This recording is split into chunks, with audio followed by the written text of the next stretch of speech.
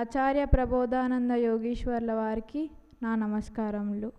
ఈరోజు జ్ఞానచర్చలో భాగంగా ముస్లిం సోదరులకు ఇవ్వబడిన ఆయత్ 6వ సూర 90వ ఆయత్ మరియు 81వ సూర 27వ ఆయత్ మరియు క్రైస్తవ సోదరులకు ఇవ్వబడిన వాక్యములు మత్తయి సువార్త 11వ అధ్యాయం 28వ వాక్యం మరియు మార్కు సువార్త 16వ అధ్యాయం 15వ వాక్యం. ఈరోజు మాకు ఇవ్వబడిన అంశం హితోపదేశం. భూమి మీద పుట్టిన మనుషులందరికీ పాపమును అమలు చేసి శిక్షించువాడు ఒక అల్లా, పాపముల నుంచి జన్మల నుంచి తప్పించి మార్గం చెప్పువాడు ఒక అల్లా. అంటే ఇద్దరు అల్లాలు, సృష్టికర్త అయిన అల్లా, కార్యకర్త అయిన అల్లా. ఇప్పుడు మనిషి ఏమవుతాడు? అనుభవించు జీవుడు. ఈ ముగ్గురు గురించి 3 దైవ గ్రంథాల్లో చెప్పున్నారు. భగవద్గీత అంటే తౌరాత్లో క్షర అక్షర పురుషోత్తమ అని, అంటే క్షరుడు అంటే ఇక్కడ జీవుడు, అక్షర అంటే కార్యకర్త అయిన అల్లా, సృష్టికర్త అంటే పురుషోత్తముడు. మరియు బైబిల్లో కుమారుడు, తండ్రి, పరిశుద్ధాత్మ. కుమారుడు అంటే ఇక్కడ జీవుడు, తండ్రి అంటే కార్యకర్త అయిన అల్లా, పరిశుద్ధాత్మ అంటే సృష్టికర్త అయిన అల్లా. ఇలా ఇద్దరు అల్లాల గురించి, జీవుడి గురించి 3 దైవ గ్రంథాల్లో చెప్పారు. ఖురాన్లో తోలబడేవాడు, తోలేవాడు, సాక్షిగా ఉండేవాడు అని కూడా చెప్పారు. ఇలా ముగ్గురు గురించి 3 దైవ గ్రంథాల్లో చెప్పారు. అది కానీ మనం ఈ ముగ్గురు గురించి 3 దైవ గ్రంథాలు చెప్పినా కూడా ఇది ముస్లిం, ఖురాన్ మా మతం ఒక్కటికే సంబంధం, బైబుల్ క్రైస్తవులకు ఒక్కటే సంబంధం, భగవద్గీత హిందువులకు ఒక్కటే సంబంధం అని వేరువేరుగా చేసి 3 గ్రంథాల్లో ఒకే సారాంశం ఉందని మర్చిపోయినాం. కానీ 3 గ్రంథాల్లో చెప్పింది ఒకే సారాంశం. దాన్నే ఖురాన్లో 81వ సూర 27వ ఆయత్లో ఇది సమస్త లోకవాసుల కొరకు హితోపదేశం అని చెప్పారు. అంటే మళ్ళీ బైబుల్లో ఏం చెప్పారు? సమస్త మానవులారా నా వద్దకు రండి అన్నారు చెప్పారు, కానీ క్రైస్తవులారా నా వద్దకు రండి అని చెప్పలేదు. ఖురాన్లో ముస్లిం వాసులకు ఒక్కటే నా హితోపదేశం అని చెప్పలేదు. అంటే ఇది సర్వ మానవుల కొరకు హితోపదేశం. సర్వ మానవులు అంటే మనుషులందరూ ఒకే ఆక్సిజన్ని పీలుస్తున్నారు, ఒకే బ్లడ్ అందరిలో ఉంది, ఒకే ఫంక్షనింగ్ ప్రతి హ్యూమన్ బాడీలో ఉంది. మరి ముస్లింలు ఆక్సిజన్ పీల్చుకొని క్రైస్తవులైన హైడ్రోజన్ పీల్చుకుంటున్నారా? అందరు పీల్చుకునేది ఒకే ఆక్సిజన్, అందరిలో ఉండేది ఒకే బ్లడ్డే. మళ్ళీ 5వ సూర 68వ కూడా తౌరాత్, ఇంజిల్, ఖురాన్ వారి జీవితంలో నెలకొల్పకపోతే ఏ ధర్మం పైన లేనట్లే అని చెప్పారు. అంటే 3 దైవ గ్రంథాలు ముఖ్యమే. 3 దైవ గ్రంథాల సమాచారం తెలుసుకుంటూనే పూర్తి జ్ఞానం తెలుస్తుందని అల్లా ఇలా చెప్పినా కూడా మనం సరైన మార్గంలో సరైన విధానం పాటించట్లేదు. అది పాటించి 3 దైవ గ్రంథాలు చదివి ఒకే జ్ఞానం ఉందని తెలుసుకొని ఒకే జ్ఞానాన్ని ఆచరిస్తాను కోరుకుంటూ ముగిస్తున్నాను. मेरा नाम शेख चविश, मैं 8th क्लास श्री विद्यालय में पढ़ रहा हूँ. मैं खुदा इस्लामिक स्पिरिचुअल सोसाइटी का एक मेंबर हूँ. आज का टॉपिक हितोपदेशम. हितोपदेशम का तो क्या हो? हितोपदेशम का तो अल्लाह का दीन. अल्लाह का दीन कहाँ से आता? अल्लाह से चाहता सो. अबे ये हितोपदेशम के बारे में जरा बात कर लेंगे. कुरान में सूरा 81 आयत 27 में it is a reminder for all the mankind of the world. अबे यहाँ क्या लिखो है? तो यहाँ एक रिमाइंडर है कहते, किसे? सब इंसान को एक रिमाइंडर है कहते. यहाँ ओनली मुस्लिम्स को है या कुरान को तो ओनली मुस्लिम को यहाँ लिखो है या तो ओनली मैनकाइंड को है या? मैनकाइंड का तो इंसान, हम सब जन हैं कौन है तो भी हाँ इंसान है, तो उन्हें को ये रिमाइंडर होता. वो चे इंजिल कहते बाइबल में मार्क चैप्टर 16 वर्स 15 में Jesus commands his disciples, go into all the world and proclaim the gospel to the whole creation. अबे हाँ जीसस क्या को बोले? उनका ने जाको सीख लेते हमें उनका दीन. उन्होंने जाको सब दुनिया का ने जाको बोलना कहते उन्होंने क्या क्या सीख लेगी. अबे वो दुनिया में ओनली क्राइस्तल्स होते हैं, ओनली क्रिश्चियंस ही होते हैं. हाँ नहीं ना, मैं भी है ना, तुम्हें भी है ना, वहाँ देखते जना भी है ना. अब ऐसा है तो कैसा? उसका बाद गीता में कथा तौरात राजा विद्या राजा गुह्या योगम में 22nd श्लोकम फर्स्ट में तू दोस्त को कहे, वो दोस्त को तो हिंदू से चाहता तो कौन तो भी आ सकता है। हिंदूस को मैं काम देखा नहीं ना, भगवद गीता में हिंदूस को तो काम में देखा नहीं, बाइबल में भी क्रिश्चियंस को तो मैं देखा नहीं, कुरान में भी मैं मुस्लिम्स का तो काम देखे नहीं ना, क्या खून करते हैं सोन। अबे मैं एक बार जाता है तो बाजुक में जना बेचता है कुरान ग्रंथम से होना का तो बोलते क्या नको को मैं बोला ओस है तो तुम्हें बोलते हैं अल्लाह का ज्ञान मुस्लिम छते को ओस है तो ठीक बेचना ग्रंथ में ठीक बेचते हैं कुरान अब एक जना को तुम्हें तुम्हारे कने रख लेने सका 25 जना की देते तुम्हें बोलते हैं ना हमारे कने छाना कुरान हमारे कने ज्ञान है तो की अब एक जना देते हैं ये मुस्लिम से एक चीज को मैं बोलना नहीं हिंदू से क्रिश्चियंस कौन तो भी वसाज करते हते असल वही कि कैसा करना सो एक बार तुम्हें से एक बार अच्छा सोचो कि को अब एक जना तुम्हें बोलते बुर्ग तुम्हें बोलते हमारे ज्ञान हमारे कने छे को एक बार अच्छा सोच को ये टॉपिक ऊपर है अच्छा एक बार सोचो खुदा हाफिज। విశ్వరూపుడైన ధరణి నీవు సాకార రూపమున వెలసి మూడులను జ్ఞానులను జేయ బయల్వడిన ఓ గురురాయ ఇదే నా మనస్పూర్వక వందనం. శ్రీ శ్రీ శ్రీ ఆచార్య ప్రబోధనంద యోగీశ్వర వారి పాదపద్మములకు నమస్కరిస్తూ ఈరోజు ఇచ్చిన వాక్యం హితోపదేశం గురించి చర్చ. దేవుడు ఎందుకు హితవు చెప్తాడంటే మన మేలు కోరికే. నిజంగా మానవుని మేలు కోరేవారు ఎవరైనా ఉన్నారా అంటే ఒక దేవుడు మాత్రమే. మానవుని మేలు కోరి తాను అడగకపోయినా దయామయుడైన దేవుడు జ్ఞానం చెప్పు నిమిత్తం భూమి మీదికి వచ్చి జ్ఞానాన్ని తెలియజేస్తాడు. అంటే జ్ఞానం ఎలా ఉంటుందో ఏమాత్రం రుచి తెలియని మనుషులకు రుచిని కల్పిస్తూ ఆయన ఎంతో జ్ఞానాన్ని మనకి బోధిస్తాడు. ఆయనే ఒకానొక గురువు. ఆయన ఏ ప్రతిఫలము ఆశించడు మనుషుల నుంచి. ఆయనకు ఏమీ అక్కర్లేదు మనుషుల నుంచి ప్రతిఫలం అనేది. ఆయన దయామయుడు. కేవలం మనిషిని ముక్తి చేరడానికి కర్మల జన్మల నుండి విడుదల పొంది తాను మేలు పొందాలనే ఉద్దేశం ఆయనకు ఉంది కాబట్టే మనకు జ్ఞానోపదేశం చేయడానికి 3 గ్రంథాలను అవతరింపజేసినాడు అల్లాహు. 3 గ్రంథాలు అవతరింపజేయడమే కాకుండా స్వయంగా తాను ఒక మనిషిని తయారు చేసి ఈ జీవుల్ని కర్మల నుంచి కడతీర్చడానికి కూడా తను తయారు చేసిన ఒక వ్యక్తిని పంపించడం కూడా జరుగుతుంది. మనసులో మనకు తెలియకుండానే దేవుని ప్రణాళిక ఎలా నడుస్తుందో గుర్తు చేసుకోవాలి మనం ఈ గ్రంథాలు చదవడం వల్ల. అంటే మనకు ఏమీ తెలియకుండానే దేవుని ప్రతిపాదన అంటే దేవుడు పని ఎలా జరుగుతుంది అసలు మనకి ఏమైనా ఒక ముక్క జ్ఞానం తెలుసా?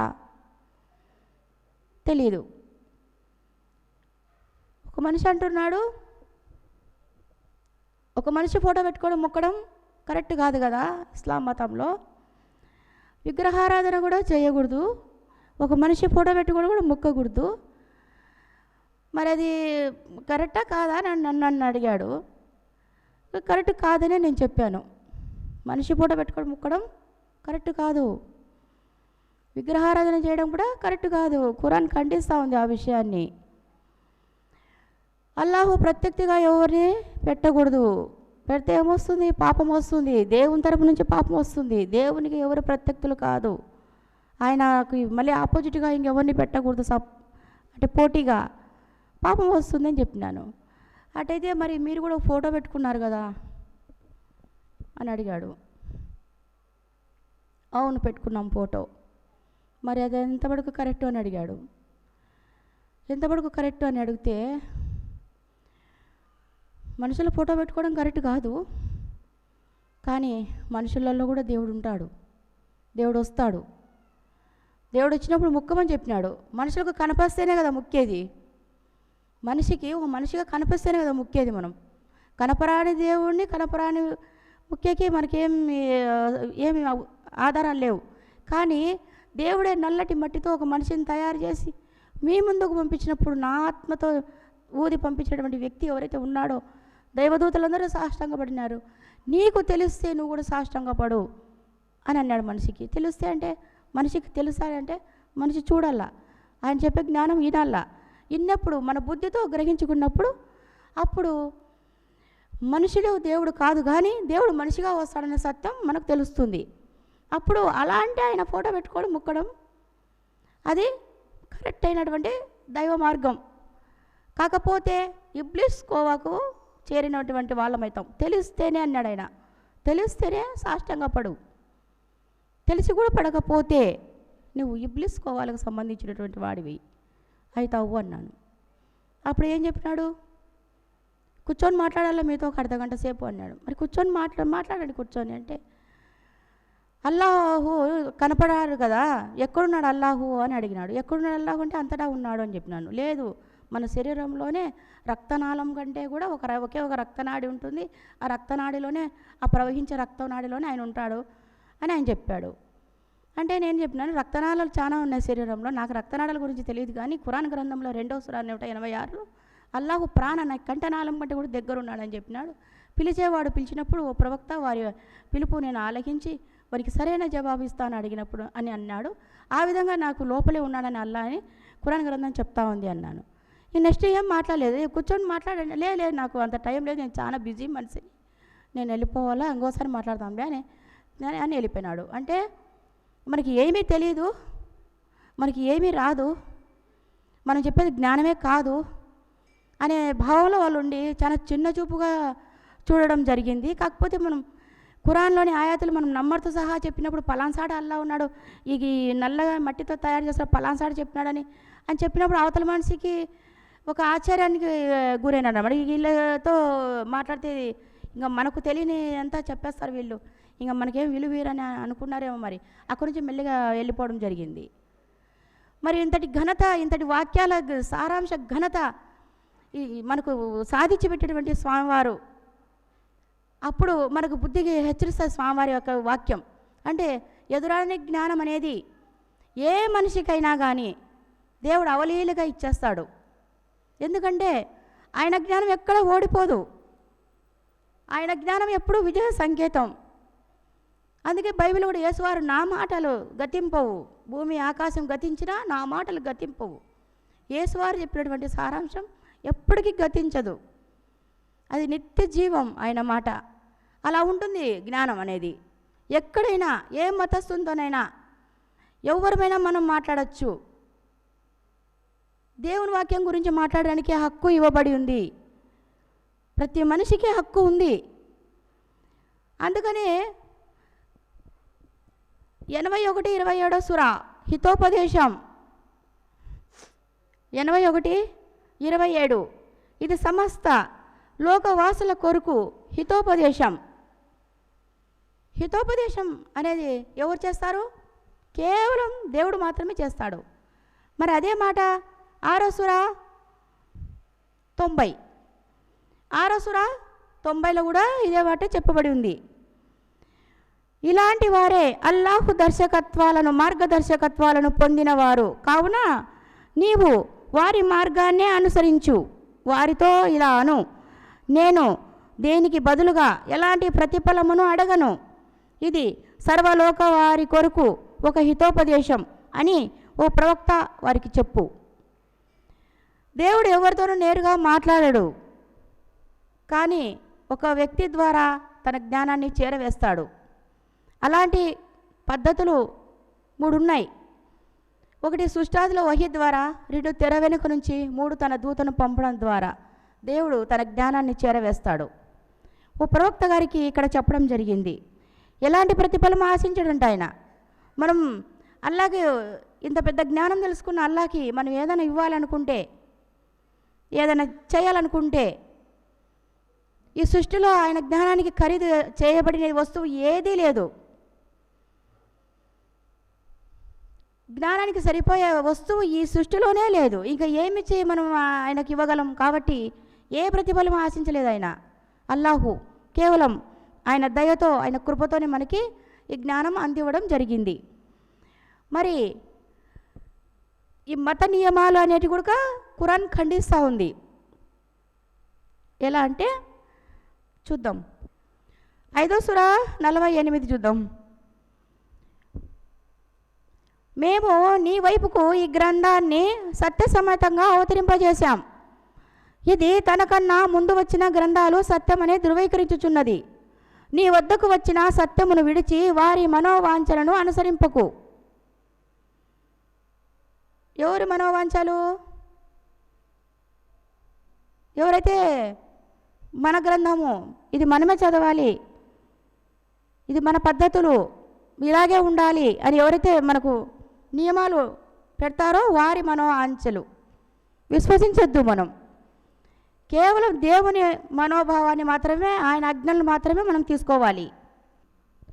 ఇంకా ఏమంటున్నారంటే అల్లాహు 5వ సూరా 48,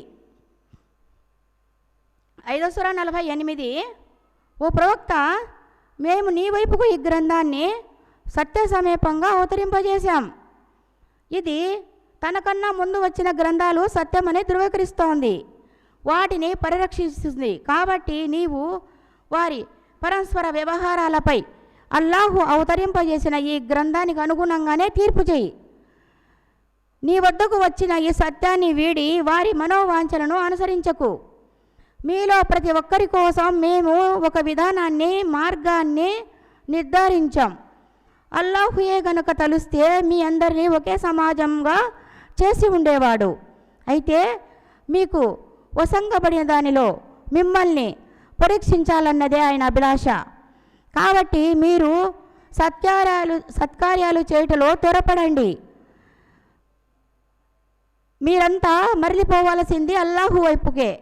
ఆ తర్వాత ఆయన మీ పరస్పర విభేదించుకునే విషయాల గురించి మీకు తన తీర్పులో తెలియజేస్తాడు. ఇప్పుడు మనకి ఇక్కడ ఏం చెప్తున్నాడు దేవుడు మనకి ఏదైతే సత్య మార్గాన్ని ఇచ్చాడో ఆ సత్య మార్గము అల్లాను చేరుస్తుంది. ఆ సత్య మార్గాన్ని మనం అభిలాషించాలి.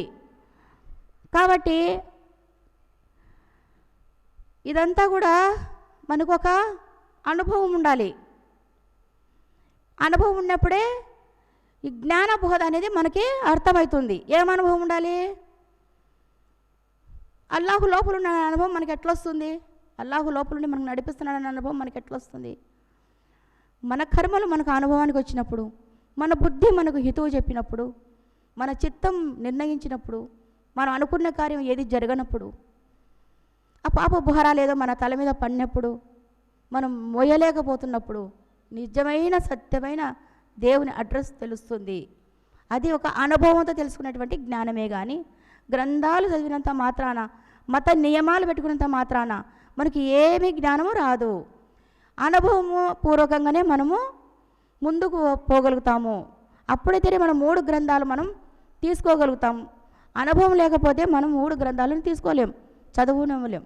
కాబట్టి మత నియమాలను పక్కన పెట్టి హితోపదేశం దేవుడు అందరికీ సమానంగా అందించలాగానే దేవుడు వచ్చాడు. కాబట్టి ఆయన హితువు మనం ఇప్పటి నుంచి గ్రహించి ముందుకు నడవాలనేది ఆయన అభిలాష. కాబట్టి మనం కూడా ఆయన వేసిన దారిలోనే నడిచి ముక్తి పొందాలని కోరుకుంటూ ఈ సమావేశాన్ని ముగిస్తున్నాం. ఈ 2 గ్రంథాలు చదవండి. దీంట్లోనే సారం, దీంట్లో వివరం, ఈ వాక్యం, ఇక్కడ ఉన్నటువంటి సుర, ఇక్కడ ఉన్నటువంటి భావం 2 జోడు చేసుకొని మనం చదువుకున్నప్పుడు స్వామివారు ఎంత విపులంగా రాశారు, ఎంత హితువు కోరారు ఆయన. మన హితువు స్వామివారికి ఏమి ఇచ్చినా కానీ రుణం తీరదు. ఇచ్చినా ఆయన తీసుకునేవాడు కాదు. ఎందుకంటే ఆయన సర్వము తెలిసినవాడు, ఉన్నతుడు. ఆయన సర్వ సృష్టికర్తకు మూలకారకుడైన స్వామివారు రచించిన గ్రంథాలు ఎటువంటి స్వార్థము లేనివి, ఏమిచ్చినా తీసుకోబడవు. కాబట్టి అలాంటి జ్ఞానాన్ని మన జీవితాల్లో నెలకొల్పుకొని ముందుకు సాగాలన్నదే స్వామివారి ఉద్దేశం. అలాగే మనం ఆయన గీచిన గీతలో అంటే శరీర హద్దులో ఉన్నటువంటి దేవుణ్ణి తెలుసుకొని ఈ జన్మ కర్మల నుంచి విడుదల పొంది ముక్తి చేరాలని కోరుకుంటూ ముగిస్తున్నాం.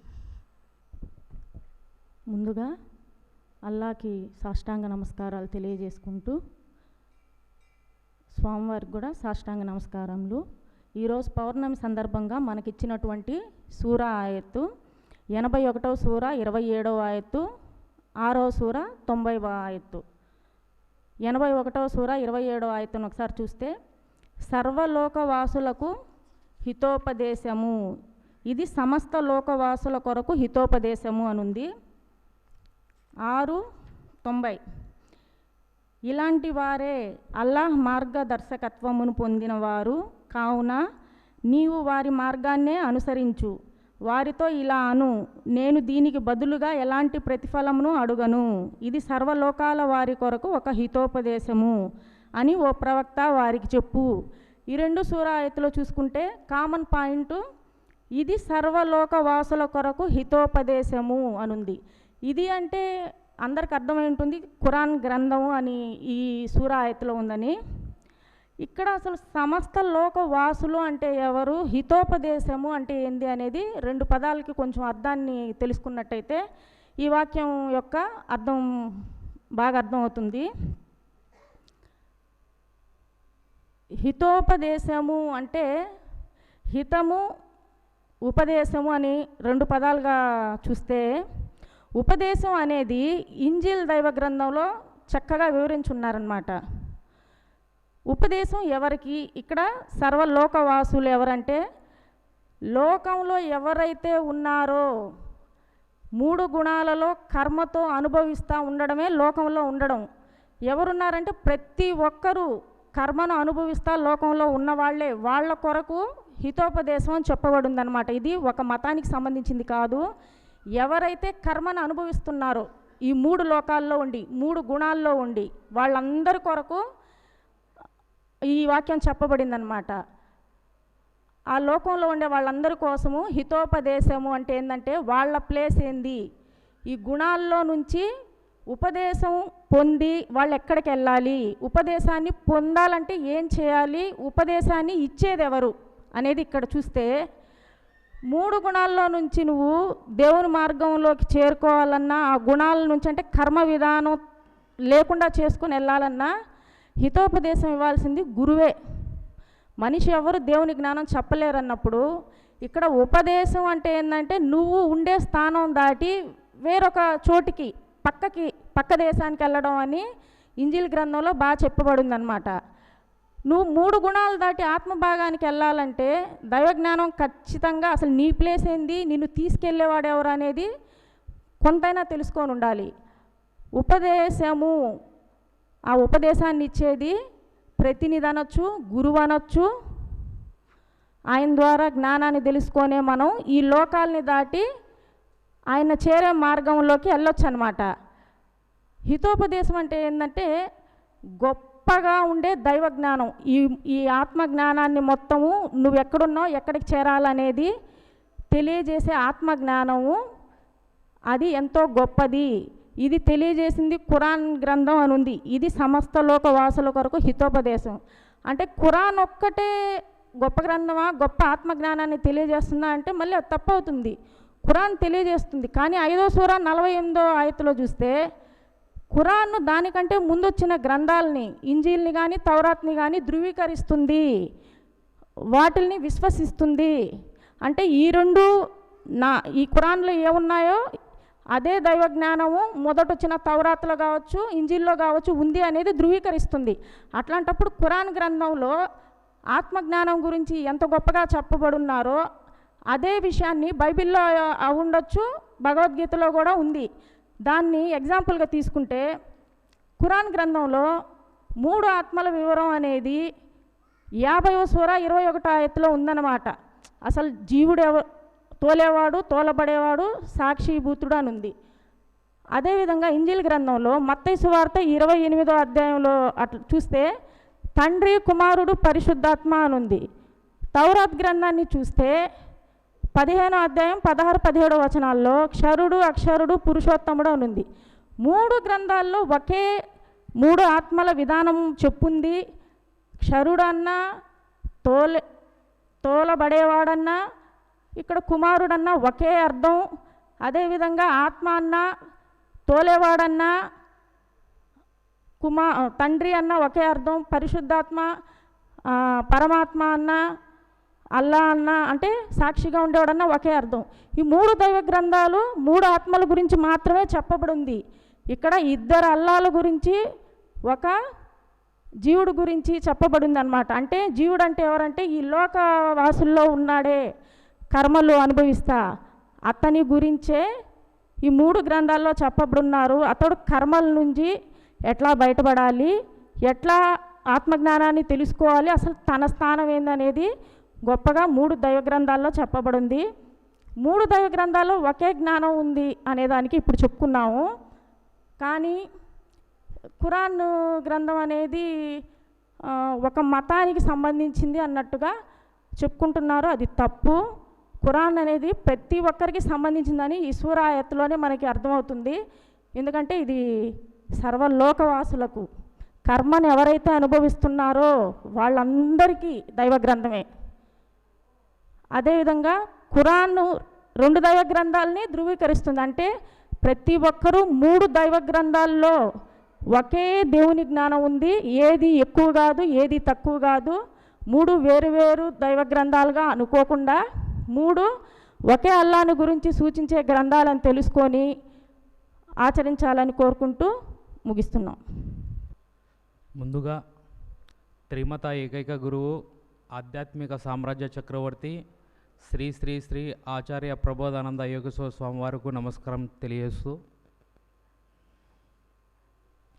ఈరోజు ముస్లిం క్రైస్తవ జ్ఞాన చర్చలో భాగంగా ముస్లింలకు ఇవ్వబడిన సూరా 6వ సూరా 90వ ఆయతు మరియు 81వ సూరా 27వ ఆయతు. ముందుగా 6వ సూరా 90వ ఆయతు చూద్దాం. అల్లా సన్మార్గం చూపించినటువంటి వారు వీరే కనుక నువ్వు కూడా వారి మార్గాన్ని అనుసరించు. దీనికి గాను నేను మీ నుండి ఎలాంటి ప్రతిఫలాన్ని అడగడం లేదు. ఇది సమస్త లోకవాసుల కోసం హితోపదేశం అని వారికి చెప్పు అనుంది. మరియు 81వ సూర 27వ ఆయతు, ఇది సమస్త లోకవాసుల కొరకు హితోపదేశం. ఈ ఖురాన్ అనేది ఒక ముస్లింలకు సంబంధించినది కాదు. ఈ ఖురాన్ అనేది సర్వమానవాళి అంటే ముస్లిం, క్రిస్టియన్స్, హిందువులకే కాదు, ఇంకా మిగతా మతాలు ఎన్నున్నాయో అందరికీ, మానవులు ఎవరైతే ఉన్నారో వారందరికీ ఇది ఒక హితోపదేశం, హితాన్ని చూపించేది. దీంట్లో ఉన్నటువంటి జ్ఞానము అందరూ తెలుసుకోవాల్సినది అని ఖురాన్ చెప్తా ఉంది. ఈ యొక్క ఆయతులలో మన ఖురాన్లో 3 ఆత్మల విషయమే తెలియజేయడం జరిగింది.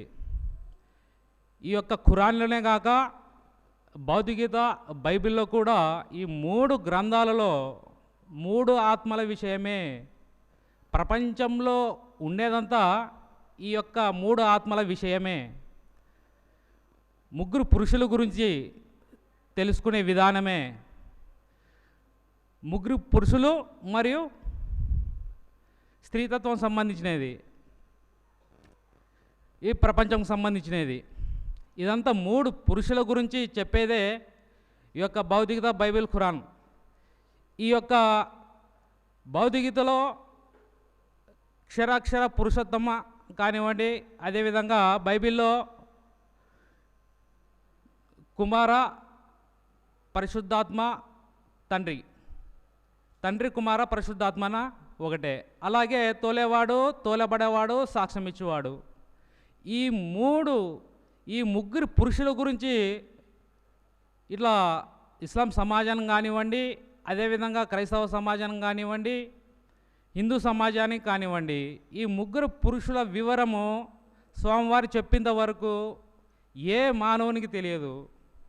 సాక్షాత్తు ఆయన ఆ దేవుడే శరీరం ధరించుకొని వచ్చి ఈ యొక్క 3 ఆత్మల వివరం చెప్పేంత వరకు ఎవరికి తెలియదు. ఇంత గొప్ప జ్ఞానాన్ని మనం తెలిసినందుకు ఎంతో అదృష్టవంతులం. ఈ యొక్క 3 ఆత్మల వివరం తెలుసుకొని ఈ యొక్క 3 ఆత్మలు ఎక్కడున్నాయి, మన శరీరంలో ఎక్కడున్నాయి అని చెప్పి, జీవుడు అనేవాడు కర్మ అనుభవించేవాడు.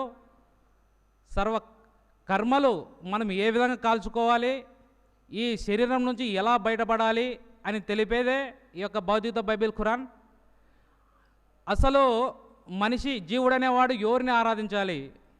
ఇస్లాం సమాజం విషయానికి వస్తే బయటికే, అంటే శరీరం కాకుండా బయటికే, శరీరం అనేది లోపల నేనే, ఎవరంటే నేనే అని అంటారు. కానీ నీ శరీరం వేరు, నువ్వు వేరు, నీ చెయ్యి వేరు, నువ్వు వేరు, నీ కాలు వేరు, నువ్వు వేరు, నీ కన్ను వేరు, నువ్వు వేరు.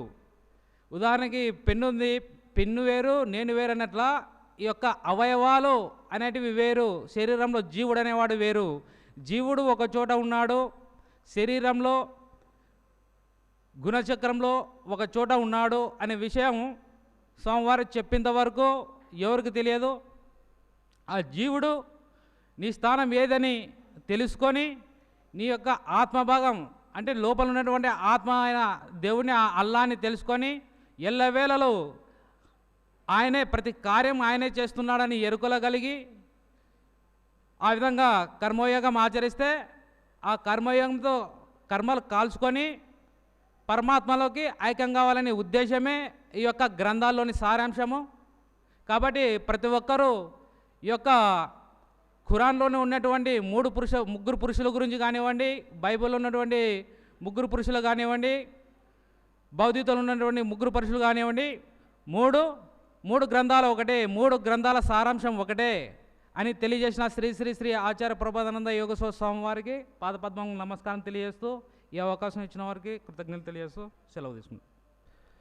త్రిమత ఏకైక గురువు, ఆధ్యాత్మిక సామ్రాజ్య చక్రవర్తి, శతాధిక గ్రంథకర్త, హిందూ జ్ఞాన ధర్మ ప్రదాత, సంచలనాత్మక రచయిత శ్రీ శ్రీ శ్రీ ఆచార్య ప్రబోధానంద యోగేశ్వరుల వారి దివ్య పాద పద్మములకు మా సాష్టాంగ నమస్కారములు తెలియజేసుకుంటున్నాను. అంతిమ దైవ గ్రంథం ఖురాన్లోని 6వ సూర 90వ ఆయత్ చూస్తే, అల్లాహ్ సన్మార్గం చూపించినటువంటి వారు వీరే కనుక నువ్వు కూడా వారి మార్గాన్నే అనుసరించు, దీనికి గాను నేను మీ నుండి ఎలాంటి ప్రతిఫలాన్ని అడగటం లేదు, ఇది సమస్త లోకవాసుల కొరకు హితోపదేశం అని వారికి చెప్పు అని ఉంది.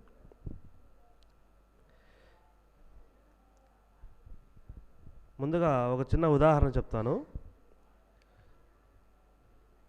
ఒక యాపిల్ పండు తీసుకుంటే, ఇది కేవలం ఉదాహరణ మాత్రమే, ఒక యాపిల్ పండు తీసుకుంటే బయట డాక్టర్స్ కానీ ఇంకా ఆరోగ్య సూత్రాలు చెప్పేవాళ్ళు కానీ యాపిల్ వల్ల కలిగే లాభాలు, దానివల్ల వచ్చే పోషకాలు, అది సర్వరోగ నివారణ అని ఇట్లా రకరకాలుగా యాపిల్ గురించి చాలా గొప్పగా వర్ణించారనుకుందాం. ఇది తెలుసుకున్న నేను, ఓహో యాపిల్ వల్ల ఇన్ని ఉపయోగాలు ఉన్నాయా, దీనివల్ల ఇంత లాభం మనకు కలుగుతుందా అనే ఉద్దేశంతో మార్కెట్ నుంచి యాపిల్ తెచ్చుకొని ఇంట్లో పెట్టుకొని రోజు దాన్ని చూస్తూ జీవనం సాగించేవాడిని. కానీ నాకు వచ్చే సమస్యలు వస్తూనే ఉన్నాయి, ఎప్పట్లాగే జ్వరం వస్తూనే ఉంది, ఎప్పట్లాగే ఆరోగ్యం అప్పుడప్పుడు మెరుగుపడుతూ అప్పుడప్పుడు అనారోగ్యం పొందుతూ ఉండడం కూడా జరుగుతూ ఉంది. మరి ఎందుకు మా ఊర్లోనే పెద్ద డాక్టర్ ఆయన చెప్పాడు కదా యాపిల్ వల్ల లాభాలు, మరి నాకెందుకు లాభం కలగడం లేదు అని నేను క్వశ్చన్ చేసుకోలేదన్నమాట.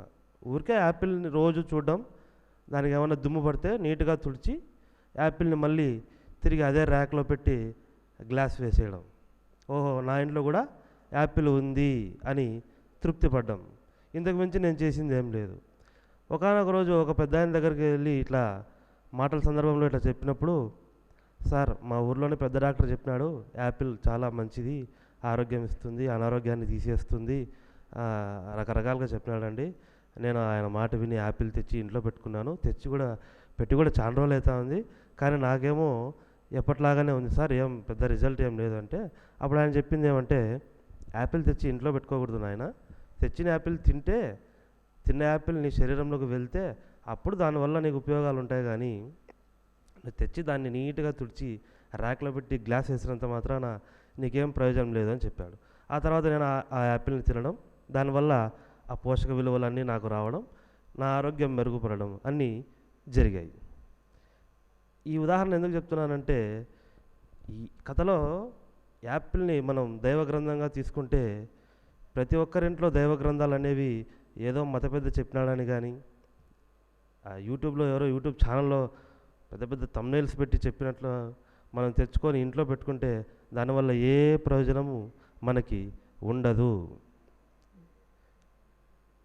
మా అబ్బకాలం నుంచి మా ఇంట్లో దైవగ్రంథం ఉందండి, మాకేం దైవగ్రంథాలు అవసరం లేదు అని భ్రమలో బతుకుతున్నాం మనమంతా. ఉన్నాయి, మీ అబ్బకాలం నుంచి ఉన్నాయి, దాన్నే మీ నాన్నగారు భద్రపరిచారు, ఇప్పుడు దాన్నే నువ్వు కూడా భద్రపరుస్తున్నావు. నీ తర్వాత నీ కొడుకులు కూడా అదే ర్యాక్లో పెట్టి గ్లాస్ వేసేస్తారు నీట్గా తుడిచి. ఇంటికి చున్నం కొట్టిన ప్రతిసారి దాన్ని కూడా క్లీన్ చేసి ఎగబెడతారు, అంతే. దానివల్ల నీకేం ప్రయోజనం ఉండదు. ఎప్పుడైతే గ్రంథాన్ని ఓపెన్ చేసి దేవుడు ఏ ఉద్దేశంతో అయితే గ్రంథంలోని జ్ఞానాన్ని రాశాడో ఆ సారము నేను తెలుసుకోవాలని ఉద్దేశం నీలో కలిగి భారం దేవుడి మీద వేసి గ్రంథంను తెరిచి అందులో ఉన్న జ్ఞానాన్ని శ్రద్ధగా తెలుసుకుంటే తప్ప, ఎలాగైతే యాపిల్ పండు తింటే ఆరోగ్యం మెరుగుపడుతుందో అదేవిధంగా నీలో ఉన్న అజ్ఞానం అనే చీకటి తొలగి జ్ఞానం అనే వెలుతురు నీ జీవితాన ప్రసరిస్తుంది. ఇది ఎందుకు చెప్పానంటే, చాలా మటుకు బయట ఇదే జరుగుతూ ఉంది. ప్రతి ఒక్కరింట్లో గ్రంథాలు ఉన్నాయి, కానీ చదివేవారు చాలా తక్కువ. దీనికి ఒక సంఘటన చెప్తాను. ఖురాన్లోని 5వ సూరా 68వ ఆయత్ చూసుకుంటే, ఓ ప్రవక్త వారికి చెప్పు, ఓ గ్రంథవాహులారా, మీరు తౌరాతును ఇంజీల్ను మీ ప్రభు తరపున మీ వద్దకు పంపబడిన దానిని మీ జీవితాలలో నెలకొల్పినంత వరకు మీరు ఏ ధర్మం పైన లేనట్లే. నీ ప్రభు తరపున నీపై అవతరింపజేయబడినది వారిలోని అనేకుల తలబిరుసుతనాన్ని, తిరస్కార వైఖరిని మరింత అధికం చేస్తుంది. కనుక నీవు ఈ తిరస్కారాలపై దిగులు చెందకు. ఇక్కడ ఏం చెప్పారు? తౌరాతును ఇంజీల్ను మరియు ఖురాన్ను మీ జీవితాలలో నెలకొల్పినంత వరకు మీరు ఏ ధర్మం పైన లేనట్లే అని చెప్పారు. ఒకతను నన్ను అడగడం జరిగింది, మనం ఫలానా కదా, నువ్వెందుకు ఫలానా దగ్గరకు పోతున్నావు, మనం ఇట్లా చేయడం కరెక్ట్ కాదు కదా, మనం ఫలానా కదా, నువ్వెందుకు ఫలానా ఫోటోని ఇంట్లో పెట్టుకున్నావు, ఇట్లా చేయడం కరెక్ట్ కాదు కదా అని అతను నన్ను అడగడం జరిగింది. అప్పుడు నేను ఇదే సూరాను చూపించాను, 5వ సూరా 68వ ఆయత్ చూపించాను. మరి మనం ఫలానా అయినప్పుడు, నీవు కూడా ఫలానా అయినప్పుడు దీని ప్రకారం తౌరాతును ఇంజీల్ను నీ జీవితంలో నెలకొల్పావా అని నేను అడగడం జరిగింది. అంటే దానికి అతని దగ్గర సమాధానం లేదు. ఎందుకు లేదంటే అదేదో అతనికి తెలియదు. దాని మీద చాలాసేపు చర్చించడం జరిగింది. దాని నుంచి తప్పించుకోవడానికి అతను రకరకాల మాటలు చెప్పడం జరిగింది. చివరకు ఏం చెప్తున్నాడంటే, అది తౌరాత్ అనేది అప్పుడెప్పుడో ఖురాన్ రాకముందు ఉండేది, ఖురాన్ వచ్చిన తర్వాత తిరిగి అది మళ్ళీ ఆకాశంలోకి వెళ్ళిపోయింది అన్నట్టుగా చెప్పడం జరుగుతూ ఉంది. ఇదంతా అతను ఎందుకు చెప్పడం జరిగింది? అతనికి తెలియదు కాబట్టి. సేమ్ ఇట్లనే యాపిల్ పండు తీసుకొని అల్మారాలో పెట్టి దాన్ని తినకుండా ఎలాగైతే అనారోగ్యంతో ఉన్నానో నేను, అతను కూడా గ్రంథం తీసుకొని ఇంట్లో పెట్టుకున్నాడు, కానీ ఖురాన్ గ్రంథం తీసి చదవలేదు. చదివి ఉంటే ఖచ్చితంగా 5వ సూరా 68 ఆయత్ అతనికి తగిలినప్పుడు ఆలోచించేవాడు, ఎందుకు చెప్పినాడు ఇక్కడ చెప్పినారంటే మనం ఆచరించాల్సిందే కదా. ఒకవేళ ఇక్కడ చెప్పిన తర్వాత కూడా మనం ఆచరించకపోతే మనకు తెలియని ఇంకా ఏదో ఉంది కదా అని అతను అన్వేషించేవాడు. ఆ ఆలోచన అతని తలలోకి రావాలంటే అతను గ్రంథం చదివి ఉండాలి. అతని అనారోగ్యం పోవాలంటే ఎలాగైతే యాపిల్ పండు తినాలో అదేవిధంగా అతని తలలో ఆలోచనలు రేకెత్తాలంటే అతను ముందు ఆ గ్రంథం చదివి ఉండాలి. దీన్ని బట్టి అతను ఆ గ్రంథం చదవలేదు.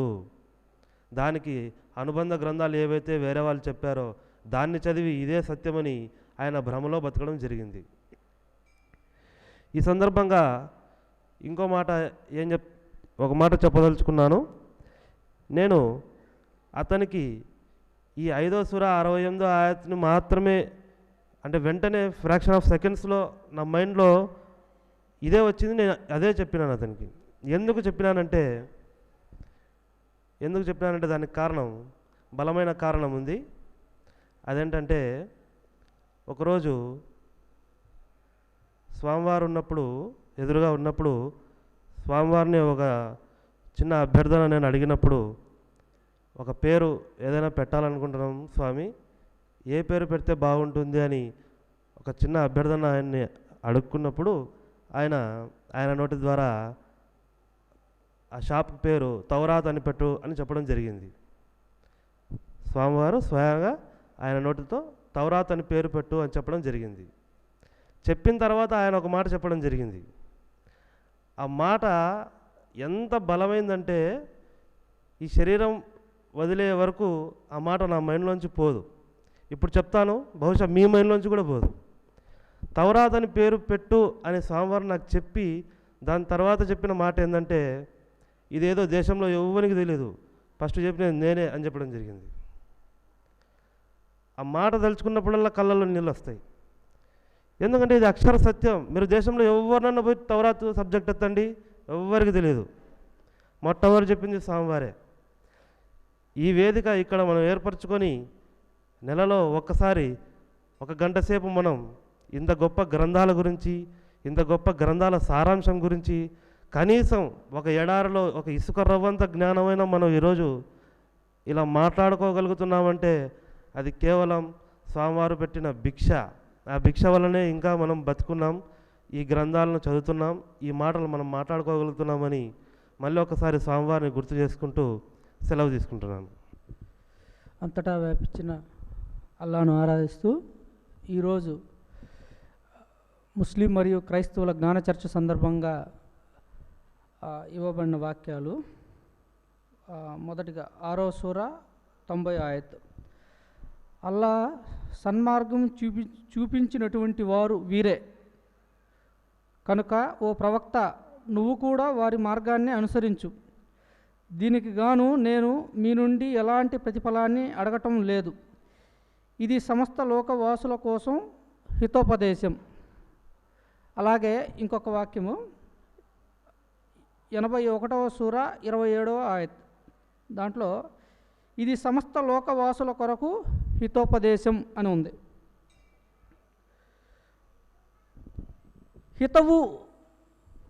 హితవు అంటే మనకి మేలు అని, మంచి అని, లేకపోతే లాభం అని చాలా అర్థాలు వస్తాయి. అలాగే హితోపదేశము అంటే సలహా ఇవ్వటం, లేదు బోధించటం, లేదు ఒక మార్గాన్ని చూపించటం, ఇలా చాలా అర్థాలు వస్తాయి. ఇక్కడ దేవుని బోధ అంటే దేవుడు ఏదైతే జ్ఞానాన్ని, అల్లా ఏదైతే జ్ఞానం ఇచ్చాడో అది సర్వలోకవాసుల కొరకు అని చెప్పడం జరిగింది. ఈ సర్వలోకవాసులు అంటే ఎవరంటే నేను, మీరు. ఇందులో హిందువులు ఉన్నారు, క్రైస్తవులు ఉన్నారు, హిందువులు ఉన్నారు.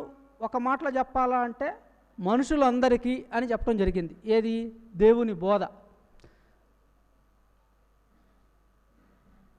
ఇప్పుడు ఒక వ్యక్తి, ఇప్పుడు ఈ బోధ ఖురాన్ గ్రంథంలో కూడా ఉంది. ఇప్పుడు ఒక వ్యక్తి ఖురాన్ గ్రంథం తీసుకొని ఇది కేవలం మాది మాత్రమే అన్నాడు అనుకోండి, అది ఆ వ్యక్తి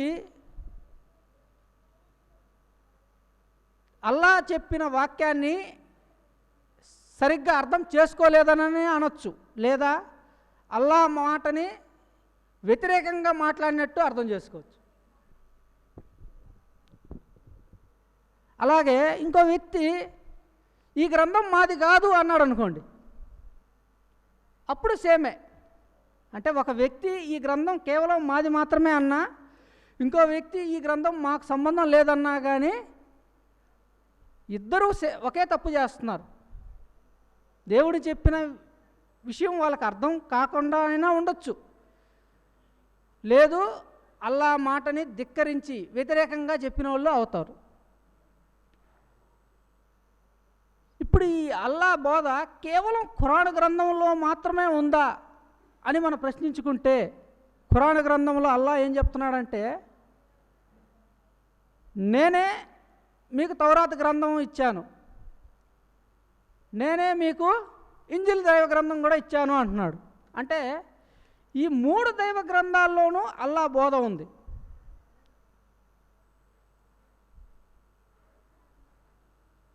ఇప్పుడు ఏమవుతుంది, ఈ అల్లా బోధ అందరిది సర్వలోకవాసుల కంటే ఈ 3 దైవ గ్రంథాల్లోని జ్ఞానము ప్రతి ఒక్కరికి సంబంధించింది అని అల్లా చాలా గ్రంథాల్లో, అంటే చాలా వాక్యాల్లో చెప్పడం జరిగింది.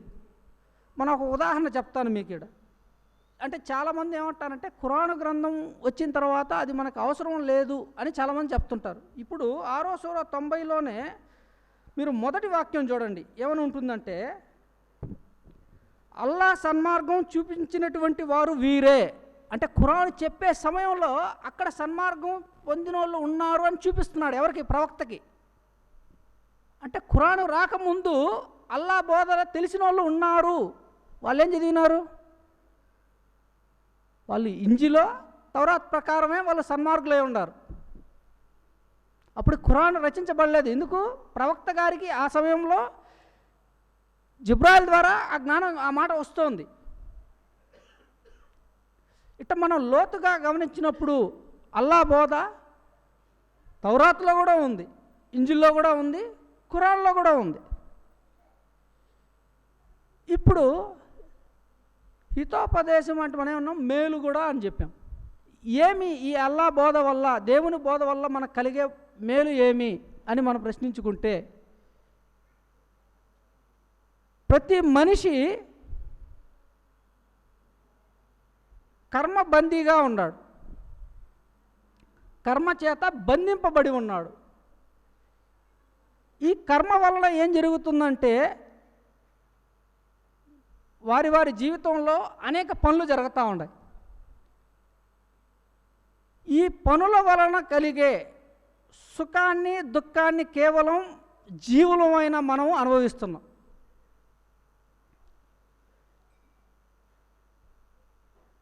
ఇప్పుడు సుఖము, దుఃఖము. కానీ అల్లా ఇక్కడ ఏం చెప్తున్నాడంటే, ఇందాక అక్కగారు ఒక మాట చెప్పినారు 5వ సూర 48లో, దాంట్లో ఆ మాట మీకు చెప్తాను. అందరూ ఏం చెప్తారు అంటే, మీరు మంచి పనులు చేయండి, స్వర్గానికి పోండి, ఇదే చెప్పేది.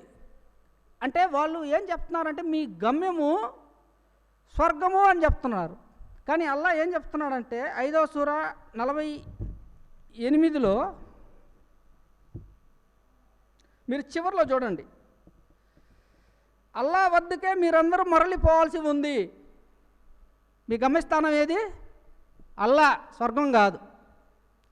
5వ సూర 48లో చూడండి కావాల్సి ఉంటే. మీ గమ్యము అల్లా అని చెప్పున్నాడు, స్వర్గం కాదు. ఏమంటే ఇప్పుడు ప్రతి మనిషి ఈ సుఖము, దుఃఖము అనే అనుభవాలని పొందుతున్నాడు. ఇది ఇహలోకం అయిపోయింది. కానీ అల్లా ఇదే ఖురాన్ గ్రంథంలో పరలోకం గురించి మీకు తెలియదు అని చెప్పిన వాక్యం ఒకటి చెప్తాను.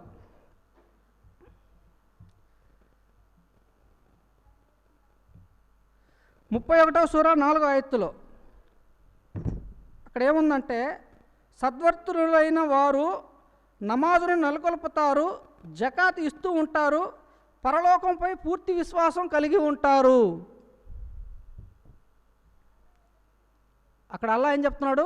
పరలోకం, ఇహలోకము కాదు, పరలోకము మీ స్థానము మీ గమ్యము అని చెప్తున్నాడు. ఇహలోకంలో ఏముంది? సుఖము దుఃఖము అనే అనుభవం ఉంది. ఏ అనుభవం లేనిది పరలోకం. ఈ అనుభవాలు వద్దు అంటున్నాడు అల్లా. అలాగే ఖురాన్ గ్రంథంలో ఈ ఇహలోకాన్ని వదిలేసేదానికి, అంటే ఇహలోకం నుంచి పరలోకం పోయేదానికి అల్లా చూపించిన 2 మార్గాలు, 2 పద్ధతులు ఏం చెప్పినారంటే, మీరు నమాజును చదవండి, జకాతును చెల్లించండి అన్నాడు. ఈ రెండింటి గురించి చాలా వాక్యాల్లో ప్రస్తావించడం జరిగింది. ఇక్కడ జకాత్ అంటే మన దగ్గర ఉన్న సంపదని ఖర్చు పెట్టడం, లేదా ఖర్చు పెట్టడమే. ఖర్చు పెట్టడం అంటే ఏమి? ఉపయోగించుకోవటం. ఏదైతే దేవుని బోధ, అల్లా బోధ ఉందో, అల్లా జ్ఞానం ఉందో, దాన్ని మీరు అనుభవానికి తెచ్చుకోవటమే మీరు ఉపయోగించడం. మీరు జ్ఞానాన్ని ఉపయోగించుకుంటేనే అది మీకు అనుభవానికి వస్తుంది. మీరు బాగా గమనించండి. ఖురాన్ గ్రంథంలో కానీ, బైబిల్ గ్రంథంలో కానీ, భగవద్గీతలో కానీ వాక్యాన్ని మీరు దాన్ని అర్థం చేసుకున్నప్పుడే అది మీకు అనుభవానికి వచ్చినట్టు. అంటే అక్కడ ఉపయోగించుకోవటమే నిజమైన జకాత్. అలాగే నమాజు, ఈ అనుభవం ఏదైతే వస్తుందో మీకు, దాన్ని మీరు కంటిన్యూ చేయటం, ఆచరించటం. ఇలా ఆచరించటం వల్ల ఏమవుతుంది? మీకు ఈ అనుభవాలు ఏదైతే ఇహలోకంలోని సుఖదుఖాల యొక్క అనుభవాలు లేకుండా పోతాయి. కానీ ఈ అల్లా చెప్పిన ఈ నిజమైన భావాన్ని మనం వదిలేసి నమాజ్ అంటే స్వర్గం కోసం అని మనం తప్పుగా ప్రచారం చేసుకోవడం జరుగుతుంది.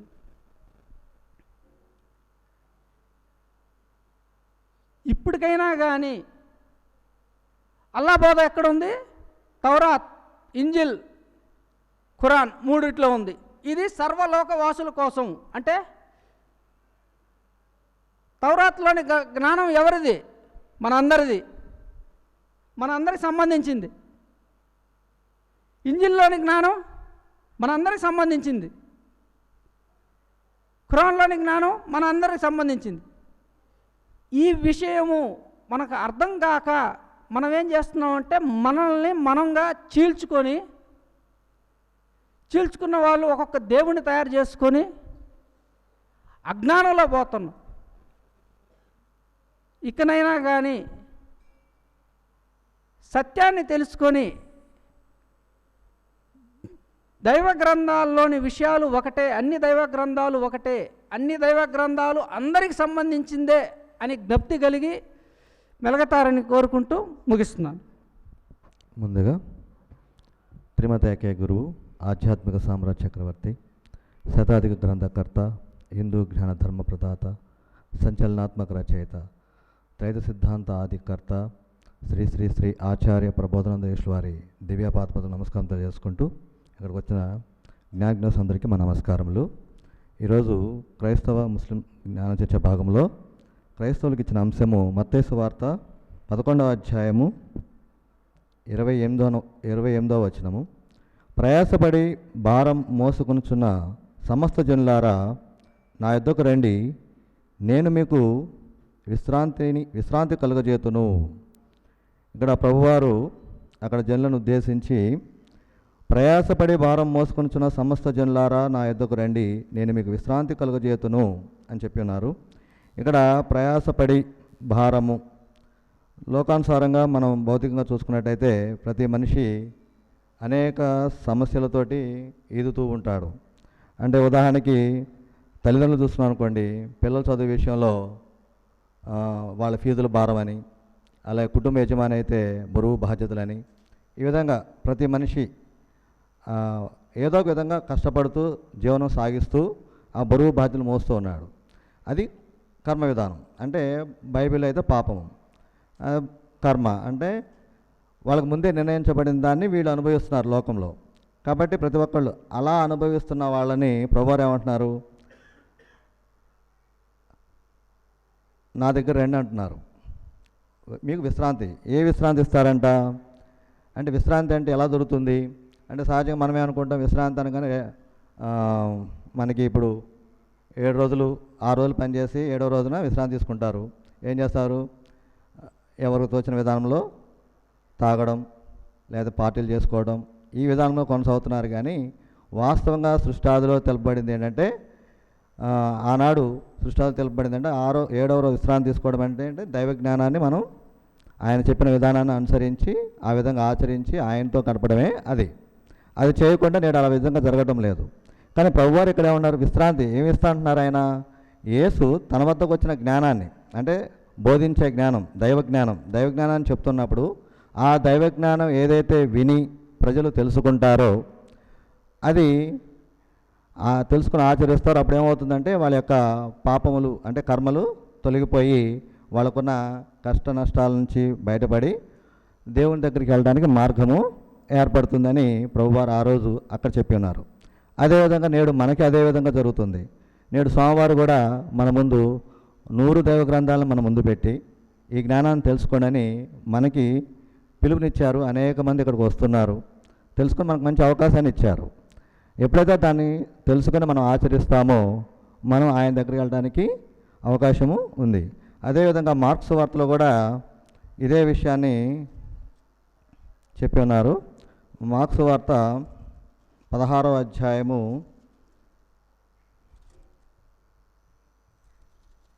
15వ వచనము.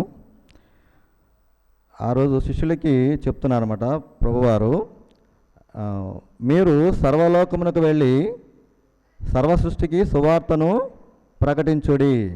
ఇక్కడ సర్వలోకం అనగానే వేరువేరు లోకాలుగా భావించుకుంటున్నారు. కానీ అక్కడ ఏంటంటే ఈ లోకంలో ఎవరైతే అనుభవిస్తున్నారో, లోకం అంటే అనుభవం అంటే లోకం అనుభవించేది ఎవరు? మనుషులే. ఈ వీళ్ళందరికీ అంటే చిన్న పెద్ద ప్రతి ఒక్కళ్ళు కూడా లోకంలో అనుభవిస్తూనే ఉన్నారు. వాళ్ళకి సర్వ సృష్టికి ప్రతి ఒక్కరికి అంటే భూమి మీద ఉన్న ప్రతి చిన్న పెద్ద ప్రతి ఒక్కరికి కూడా సువార్త అంటే మంచి వార్త ఏది అంటే దైవజ్ఞానం ఒక్కటే. ఆ దైవజ్ఞానాన్ని ప్రకటించమన్నాడు. అంటే ప్రతి ఒక్కరికి తెలియజేయాలి. తెలియజేస్తే ఏమవుతుంది? ఆ జ్ఞానం తెలుసుకోవడం వల్ల మళ్ళీ తిరిగి ఎక్కడికి వెళ్ళాల్సి వస్తుంది? మళ్ళీ ఆయన దగ్గరికే చేరుకోవాల్సిన విధానం ఉంది. అంటే ఇప్పటివరకు ఏమంటుందంటే మనిషి ఇప్పుడే పుట్టాము, ఇప్పుడే జన్మించాము, ఇప్పుడే జరుగుతుంది, ఇంకో జన్మ లేదు అనే విధానంలో మనిషి సాగుతూ తన ఇష్టానుసారంగా జీవిస్తున్నాడు, అంటే భయం లేకుండా. కానీ వాస్తవంగా సృష్టాదులో మనకి భగవద్గీతలో కూడా ఉందే 3 పురుషుల గురించి తెలియజేశారు. అదేవిధంగా బైబిల్లో కూడా 3 పురుషుల విషయం తెలియజేశారు. అలాగే ఖురాన్లో కూడా 3 పురుషుల విషయం. ఆ 3 పురుషుల్లో నువ్వు ఒకడు ఉన్నావు, నువ్వు జీవుడివి, నువ్వేమీ చేయలేవు. మిగిలిన 2 ఉన్నారు, ఒకరు ఆత్మ, పరమాత్మ. ఆయన చూస్తూ ఉంటాడు, ఆత్మ ఏం చేస్తుంది? మనల్ని నడిపిస్తూ ఉంటుంది. 2 దేవుళ్ళు మన శరీరంలోనే ఉన్నారు. ఇది గ్రహించక ఎవరిష్టానుసారంగా వాళ్ళు జీవిస్తున్నారు.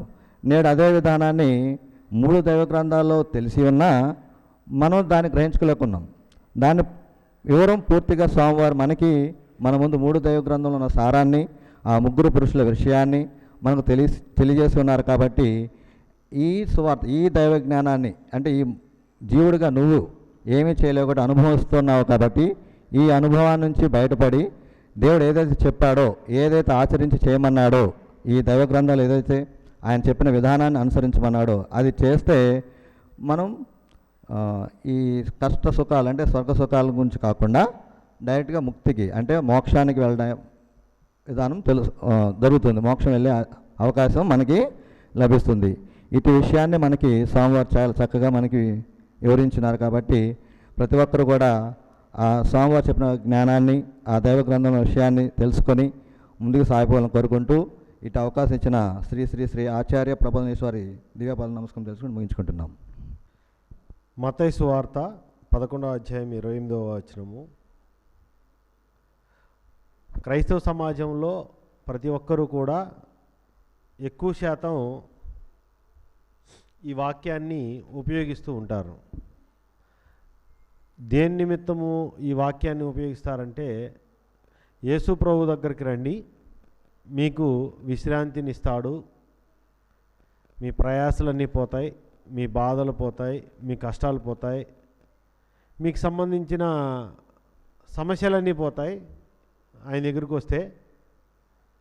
అందుకే ఆయన చెప్పాడు, ప్రయాసపడి భారం మోస్తున్న సమస్త జనులారా నా యొద్దకి రండి, నేను మీకు విశ్రాంతినిస్తాను అని ప్రభువు చెప్పాడు అని చెప్పి ఈ వాక్యాన్ని విరివిగా ప్రకటిస్తూ, దానికి ఎవరైతే విని కొంచెం నమ్ముతారో విశ్వసిస్తారో వారిని తీసుకుపోయి ఏం చేస్తారంటే బాప్తిస్మ ఇచ్చి క్రైస్తవులుగా మారుస్తూ ఉంటారన్నమాట. అలా అంతేకాకుండా మార్క్స్ వార్తలో కూడా 16వ అధ్యాయము 15వ వచనంలో కూడా ఆ వాక్యాన్ని కూడా చదివి అక్కడ కూడా ఏం చెప్తారంటే, మీరు సర్వలోకానికి వెళ్ళి సర్వసృష్టికి సువార్తను ప్రకటించండి, నమ్మి బాప్తిసం పొందినవాడు రక్షింపబడతాడు, నమ్మని వానికి శిక్ష విధింపబడుతుంది అనే ఈ వాక్యాన్ని కూడా చదివి వారికి చెప్పడం, సర్వసృష్టికి సువార్తను ప్రకటించాల్సిందే మనము అని చెప్పడం జరుగుతూ ఉంది. నిజానికి ఇక్కడ ప్రభువు చెప్పినటువంటి ఉద్దేశము అందరినీ క్రైస్తవులుగా మార్చడానికి ఈ మాట చెప్పారా అనేది ప్రశ్న. ఎందుకంటే ఈ ప్రయాసపడి భారం మోసుకొనుచున్న సమస్త జనులారా నా యొద్దకు రండి అని చెప్పిన ఈ మాటను మనం చూసినట్లయితే క్రైస్తవులుగా ఎంతమంది ఈరోజు క్రైస్తవ్యంలో ఉన్నారో, భూమి మీద ఉన్న క్రైస్తవులందరిలో ప్రయాసపడకుండా, లేకుంటే శ్రమలు అనుభవించకుండా, సుఖదుఖాలు అనుభవించకుండా శాంతిగా నెమ్మదిగా ఉండేవాళ్ళు ఎంతమంది ఉన్నారో ఒకసారి చూస్తే ప్రతి ఒక్కడికి ఏదో ఒక సమస్య అనుభవం అనేది అనుదినం వస్తూనే ఉంది. విశ్రాంతి కలిగిందా అంటే, విశ్రాంతిలో వాళ్ళు ఉన్నారా అంటే, క్రైస్తవులుగా మారినంత మాత్రాన వారికి విశ్రాంతి లభించట్లేదు. ఎక్కడ లభించింది? ఇవాళ క్రైస్తవులందరూ విశ్రాంతిలో ఉన్నారా? ఇది ఎలా అర్థం చేసుకోవాలి? క్రైస్తవులందరూ నిజంగా విశ్రాంతిలో ఉండినట్లయితే సమస్యలు లేని, బాధలు లేని, అనుభవాలు లేని, సుఖదుఖాలు లేని క్రైస్తవులు లేరా? వ్యాధి బాధలతో పీడింపబడే క్రైస్తవులు లేరా? రోగాలను అనుభవించే క్రైస్తవులు లేరా? ఉన్నారా లేరా? ఉన్నారు. మరి వీరు చెప్పేటటువంటి ఉద్దేశము, వీరు బోధించేటటువంటి ఉద్దేశము ఇక్కడ నెరవేర్చబడుతుందా? ఆ ఉద్దేశం ప్రకారము అంటే వీళ్ళు చెప్పే బోధ క్రైస్తవులుగా మారిన తర్వాత అది విశ్రాంతిని కలుగజేసే విధంగా ఉందా అని ఆలోచిస్తే అది వాస్తవంగా అందరికీ విశ్రాంతి దొరకట్లేదు. వాళ్ళు విశ్రాంతిలో ఉన్నారో లేదో కూడా వారికే తెలియని స్థితిలో క్రైస్తవ సమాజం ఉంది. మరి ప్రభువు చెప్పిన మాట ఎందుకు వ్యర్థమవుతుందా? ప్రభువు చెప్పాడు కదా, మరి దాన్ని మనం నమ్మొద్దా? ఆ మాట వ్యర్థమవుతుందా అంటే, యేసు ప్రభు చెప్పిన మాట ఒక మాట చెప్పాడు, ఆకాశం భూమి గతించినా నా మాటలు గతించవు అని చెప్పినాడు. ఆకాశము భూమి గతించినా కానీ నేను చెప్పిన మాట గతించదు. అంటే ఆయన చెప్పిన మాటలు గతించవంటే ఎప్పటికీ శాశ్వతంగా జరిగి తీరేవే చెప్పాడు, అమలయ్యేవే చెప్పాడు. మరి ఇక్కడ ప్రభువు బోధించిన విశ్రాంతి ఏది? క్రైస్తవ సమాజం బోధిస్తూ సమస్త జనులారా నా యొద్దకు రండి అని చెప్పినటువంటి ప్రభువు మాటను ఏ విధంగా సమస్త ప్రజలకు అంటే బయటున్న ఎవరికి చెప్తారు ఈ మాట అంటే క్రైస్తవులకు చెప్పరు. క్రైస్తవులు కాకుండా మిగతా ఎవరైతే ఉన్నారో అన్యులు అనే చెప్పబడే వాళ్ళందరికీ చెబుతూ మీకు విశ్రాంతి దొరుకుతుంది, ప్రభువు దగ్గరికి రండి అని బోధ చేస్తున్నటువంటి ఈ మాట ప్రభువు చెప్పిన విధంగా అర్థమైనట్లేనా అంటే అర్థం కాలేదు. అర్థం కాకనే ఈ విశ్రాంతి అనేది ఏ విశ్రాంతి గురించి ప్రభువు చెప్పాడు, ఎక్కడ విశ్రాంతి గురించి మా ప్రభువు చెప్పాడు, వీళ్ళు బోధించే బోధ ఏ విశ్రాంతి గురించి చెప్తున్నారు అనేది ఆలోచన చేయాలి. ఆయన దగ్గరకు రావటం అంటే ఏది? నా ప్రయాసపడి భారము మోస్తున్న సమస్త జనులారా నా యొద్దకు రండి అన్నాడు కదా. ఇప్పుడు ఆయన దగ్గరికి రావటం అంటే ఏంటి? అంటే ఏదో ఒక సంఘంలో చేరి ప్రభువుని నమ్మి బాప్తిసం పొంది సంఘాల్లో క్రైస్తవులుగా మారితే ఆయన దగ్గరకు వచ్చినట్ట అనేది కూడా ఇక్కడ ప్రశ్న. యేసు ప్రభు వారు ఎక్కడా కూడా మతము అనే దాన్ని బోధించలేదు. క్రైస్తవ మతాన్ని ఆయన అసలు బోధించలేదు. ఆయన బోధంతా కూడా సర్వ సృష్టికి, సమాజానికి, సర్వ మానవాళికి బోధించిన బోధ తప్ప క్రైస్తవ సమాజానికి మాత్రమే కాదు. ఇక్కడ క్రైస్తవ సమాజం అంతా కూడా యేసు ప్రభు వారి యొక్క బోధను తమ సొంత మతానికి సంబంధించిన బోధగా అనుకోవటం వల్ల, తమ సొంత బోధగా ప్రభువుని క్రైస్తవుడిగా, క్రైస్తవ మతానికి మూలకర్తగా చెప్పుకోవటం వల్ల ప్రభువు బోధని ఒక మత సంబంధమైన బోధగా మార్చేశారు. ఇది మార్చబడడానికి కారణం క్రైస్తవులే. యేసు ప్రభువే కాదు, భూమి మీద చెప్పబడినటువంటి దైవజ్ఞానం ఏదైనా కానీ సర్వమానవాళికనే చెప్పబడింది. ప్రతి మనిషికి చెప్పబడిన జ్ఞానమే తప్ప ఒక మతానికో, ఒక కులానికో, ఒక దేశానికో, ఒక వర్గానికో సంబంధించి చెప్పినటువంటి బోధ కాదు. అంటే ఎప్పుడైతే ప్రభు యొక్క ఉద్దేశం, ఆయన చెప్పినటువంటి మాటల వెనుక ఉన్న అంతర్యం తెలియకపోయిందో, అప్పుడు మనుషుల యొక్క భావాలు ప్రకటితమై సమాజంలో ఆ భావాలలోనే బ్రతుకుతూ ఉండటం వల్ల ప్రభువు చెప్పినటువంటి విశ్రాంతిని నేటికి క్రైస్తవ సమాజం పొందలేకపోతుంది. అసలు ఆయన దగ్గరకు వస్తే ఎలా విశ్రాంతి దొరుకుతుంది అంటే, మొదట ఆయన దగ్గరకు వచ్చిన వారికి విశ్రాంతి ఎలా దొరుకుతుంది అంటే, ఆయన చెప్పినటువంటి బోధ సరిగ్గా అర్థం అవ్వాలి వాళ్ళకి. ఆయన చెప్పినటువంటి బోధ ఎప్పుడైతే సరైన రీతిలో ప్రభు యొక్క ఉద్దేశం అర్థమవుతుందో, అలా అర్థమైనప్పుడే ఆ యొక్క విశ్రాంతి అనేది వాళ్ళకి కలిగే అవకాశం ఉంది. ఎందుకంటే యేసు ప్రభు యొక్క బోధించినటువంటి దైవజ్ఞానము చాలా శక్తివంతమైనది. ఆ దైవజ్ఞాన శక్తి వల్ల వారి కర్మల్ని లేకుంటే వారి యొక్క సుఖదుఖాలు లేకుండా చేసి వారికి విశ్రాంతి ఇవ్వాలనే ఉద్దేశం ప్రభువుదైతే, మత మార్పిడి కోసం ఈ వాక్యాన్ని ఉపయోగించే ఉద్దేశము నేటి క్రైస్తవులదైంది. దానివల్ల మరి అట్లయితే మేము ఈ వాక్యాన్ని చెప్పకూడదా, ఆ క్రైస్తవులుగా మార్చొద్దా అంటే మార్చొద్దనే ప్రభు చెప్పాడు. ప్రభువారు బోధించిన ఒక మాట అది మాకు కాదు అనుకోవటం క్రైస్తవ సమాజం వంతైంది. కానీ శాస్త్రులు పరిసయ్యులతోనే చెప్పాడు ఆనాడు, ఒకని మీ మతంలో కలుపుకోవటానికి భూమిని సముద్రమును మీరు చుట్టి వస్తారు, వాడిని మీ మతంలో కలుపుకున్న తర్వాత మీకంటే రెండింతల నరకపాత్రునిగా చేస్తారు అని.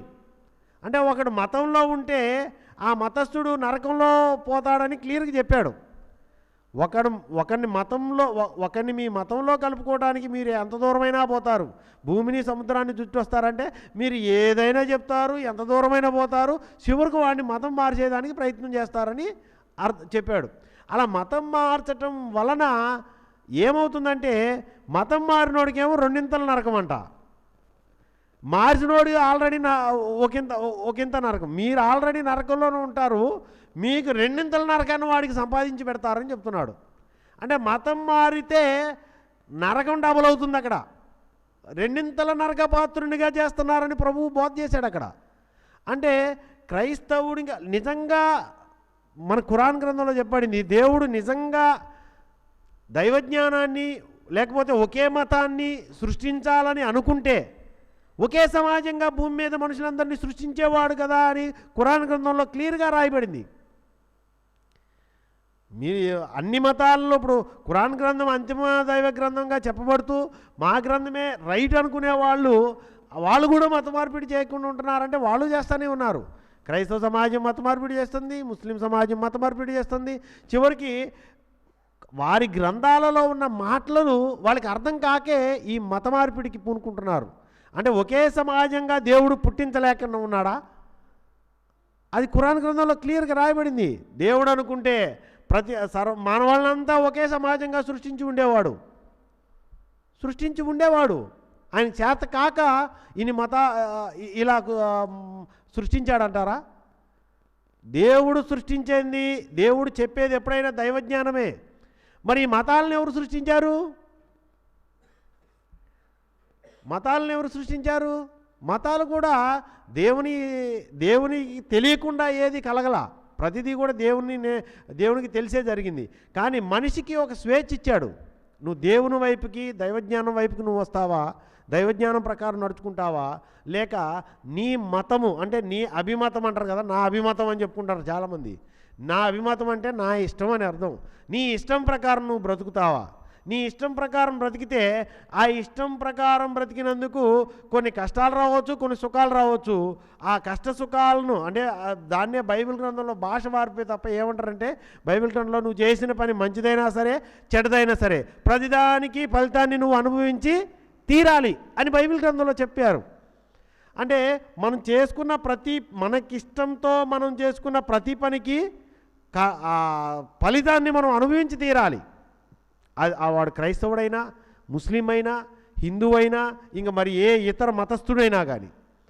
కాబట్టి ఇక్కడ ప్రభువు చెప్పినటువంటి బోధ ఒక మతానికి సంబంధించిందా అంటే కాదని అర్థం చేసుకోవాలి. ఇది సమస్త జనులకు హితోపదేశమని ఖురాన్లో ఏ విధంగా చెప్పబడిందో, ఇది సర్వసృష్టికి సువార్తను ప్రకటించండి అని బైబిల్లో కూడా చెప్పబడింది. సువార్తను చెప్పినప్పుడు సర్వసృష్టికి అని చెప్పాడు అక్కడ. కాబట్టి ప్రతి మతస్థుడికి ఈ దైవజ్ఞానం అవసరమే. నువ్వు మతం మార్చుకోవాల్సిన పని లేదు. నువ్వు నడిచే మార్గాన్ని మార్చుకో. నువ్వు ఏ మతంలో దేవుడు నిన్ను పుట్టిస్తే అదే మతంలో ఉండు. కానీ నువ్వు దైవజ్ఞాన మార్గంలో పథంలో నడువు. ఆ మతంలో ఉన్న దైవ మార్గంలో దైవజ్ఞానం ప్రకారం నువ్వు నడిచినట్లయితే దేవుని జ్ఞానాన్ని, నీవు దైవ ఉద్దేశాన్ని, ఏ ఉద్దేశంతో దేవుడు చెప్పాడో ఆ ఉద్దేశంతో నువ్వు నడిచినట్లయితే నువ్వు మతములో నుండి పథములో ప్రయాణించేవాడివిగా ఉంటావు. కాబట్టి నీ మతం మార్పిడి చేయమని ప్రభువు చెప్పలేదు. కానీ మత మార్పిడి చేయటం వల్ల నీకు రెండింతల నరకపాత్రునిగా చేస్తావనే ప్రభువు చెప్పాడు. కాబట్టి ఇవాళ క్రైస్తవ సమాజము కానీ, ముస్లిం సమాజం కానీ, లేకుంటే ఏ మతస్థుడైనా కానీ తెలుసుకోవాల్సింది ఏంటంటే దేవునికి మతం లేదు. దేవునికి మతం లేదు. మతము నువ్వు పెట్టుకున్నది, మనుషులు పెట్టుకున్నది. మా మతస్థుడిగా ప్రభువుని క్రైస్తవ మతస్థునికిగా చేశారు మీరు. కానీ ప్రభువు అందరికీ చెప్పామన్నాడు జ్ఞానం, అందరివాడిగా చెప్పబడ్డాడు. ఎందుకంటే సర్వసృష్టిని సృష్టించినటువంటి దేవుడు ఒక్కడే. ఆ ఒక్కడే దేవుడు అన్ని మతస్థులకు, అన్ని మతాలలో ఉన్నవారికి, ఆయా ప్రాంతాలలో ఉన్నవారికి ఆయా సందర్భాలలో దైవజ్ఞానాన్ని చెప్పినప్పుడు ఆ దైవజ్ఞానాన్ని ఇది మాకు సంబంధించిన జ్ఞానము, అది మీ గ్రంథము, ఇది మా గ్రంథం అని చెప్పుకోవడమే పెద్ద తప్పు. ఎందుకంటే బైబిల్ గ్రంథం క్రైస్తవులదని చెప్పుకోవడం తప్పు, ఖురాన్ గ్రంథం ముస్లింలదని చెప్పుకోవడం తప్పు, భగవద్గీత హిందువులదని చెప్పుకోవడం తప్పు. ఇవాళ ప్రతి డిబేట్లో మీరు చూడండి, మతాలకు సంబంధించిన మా మత గ్రంథం మీ బైబిల్లో క్రైస్తవులకి బైబిల్ ఉంది, ముస్లింలకి ఖురాన్ ఉందని మీ ఖురాన్లో ఎట్లా చెప్పాడా, మీ బైబిల్లో ఎట్లా చెప్పాడా అంటారు. అది మీకు చెప్పింది కాదు, మనుషులందరికీ చెప్పిన మాటని ప్రభువు క్లియర్గా రాసినాడు. అలాగే ఖురాన్ గ్రంథంలో చెప్పబడింది, భగవద్గీతలో కూడా దేవుడు అందరికీ అదే చెప్పాడు. కానీ అర్థం చేసుకోవడంలో మనుషులు విఫలమై ఎవరిష్టం వచ్చినట్టు వాడు అనుకరించుకున్నారు. ఆ బోధని తమకిష్టం వచ్చినట్టు బోధించుకోవటం వల్ల, తనకు అనుకూలంగా దేవుని బోధన మార్చుకోవటం వల్ల మతాలు ఏర్పడి ఈ మతాలలో ఉండి కూడా కొట్లాడుకునే పరిస్థితి వచ్చింది. కాబట్టి ఈ మత గ్రంథాన్ని చూస్తే ఇంకొక మతస్థుడికి సరిపోవట్లేదు. ఖురాన్ చూస్తే ముస్లింల గ్రంథం చూస్తే క్రైస్తవులకు సరిపోదు, క్రైస్తవుల గ్రంథం చూస్తే హిందువులకు సరిపోదు, హిందువుల గ్రంథం చూస్తే ముస్లింలకి సరిపోవట్లా. కారణం ఏంటంటే మత గ్రంథాలుగా తలకాయలో ఫిక్స్ అయిపోయినారు వీళ్ళు. చెప్పుకునేవాళ్ళు అలా చెప్తున్నారు, వినేవాళ్ళు కూడా ఆలోచన లేకుండా మత గ్రంథాలుగా చెప్పుకోవటం వల్ల ఇది వాళ్ళ ప్రయాస, వాళ్ళకి శాంతి కలగట్లేదు. మతాలలో ఉన్న వారికి శాంతి లేదు. ఎప్పుడొస్తుంది? మతాలకు అతీతంగా దైవజ్ఞానాన్ని తెలుసుకోగలిగినప్పుడు. ఖురాన్ గ్రంథంలో ఒక మాట చెప్పబడింది ఏమంటే 3 దైవ గ్రంథాలను వాళ్ళ జీవితంలో అవలంబించకపోతే వాడు ఏ ధర్మంలో లేనట్లే అని చెప్పబడింది ఖురాన్ గ్రంథంలో. అది మరి ముస్లింలందరూ చదువుతారో లేదో తెలియదు, కానీ చాలామంది చెప్పడం విన్నా నేను. ఇందాక మా షఫీ బ్రదర్ కూడా చెప్పారు ఏమంటే అంతిమంగా ఇవ్వబడింది ఖురాన్ కాబట్టి ఈ ఖురాన్ మాత్రమే అనుసరించాలి అని చెప్పే ముస్లింలు నేను చాలామందిని చూసా. మరి ఖురాన్లో ఉన్న వాటను నువ్వు అనుసరించేవాడివి అయితే, నిజంగా నువ్వు ఖురాన్ అంతిమంగా ఇవ్వబడిందని నువ్వు విశ్వసిస్తే, ఖురాన్లో ఉన్న మాటే కదా ఇది. 3 దైవ గ్రంథాలను, తౌరాతును, ఇంజీలును, చివరగా ఇవ్వబడిన ఖురాన్ను మీ జీవితాలలో నెలకొల్పలేకపోతే మీరు ఏ ధర్మంలో లేనట్టే అని ఖురాన్ గ్రంథంలోనే అంతిమంగా ఇవ్వబడిన గ్రంథంలోనే కదా రాయబడింది. మరి అంతిమంగా ఇవ్వబడిన ఈ ఖురాన్ గ్రంథంలో ఉన్న మాటను నువ్వు మీరినట్లయితే నీకు దేవుడు అనుగ్రహించే శాంతి ఎలా దొరుకుతుంది? అంటే నాది చివరి గ్రంథం, ఇదే అనుసరించాలని చెప్పుకునే మనమే ఆ గ్రంథంలో ఉన్న వాక్యాన్ని అనుసరించట్లా, అది తెలుసుకోవట్లా, అది చెప్పట్లేదు బయటికి. మీది అవసరంలా, మీ దానికి చివరికి వచ్చింది కాబట్టి ముందుది వేస్ట్ అంట. చివరిది వచ్చింది కాబట్టి ఇక ముందుది పనికిరాదని ఎక్కడా చెప్పలేదే. ధర్మాలు ఎప్పటికీ మారేవి కాదు, అవి ఎప్పటికీ నిలిచి ఉంటాయి అని యేసుప్రభు కూడా చెప్పాడు. ధర్మశాస్త్రం అంతయు నెరవేరు వరకు ఒక పొల్లైనా సున్నైనా తప్పిపోదని చెప్పాడు ప్రభు.